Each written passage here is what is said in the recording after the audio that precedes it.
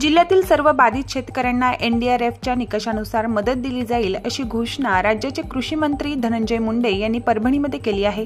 परभणी जिल्ह्यातील नुकसानग्रस्त भागाच्या पाहणीसाठी आज धनंजय मुंडे परभणी दौऱ्यावर होते। यावेळी मानवत, पाथरी तालुक्यातील वेगवेगळ्या ठिकाणी भेट देत त्यांनी शेतीची पाहणी केली। यावेळी आपण मुख्यमंत्र्यांसोबत चर्चा करून लवकरात लवकर शेतकऱ्यांना मदत देऊ असं जाहीर केलं आहे। आमचा प्रयत्न राहील यावेळेस या मदतीमध्ये एनडीआरएफ एसडीआरएफच्या नॉर्म प्रमाणात मदत मिळेलच।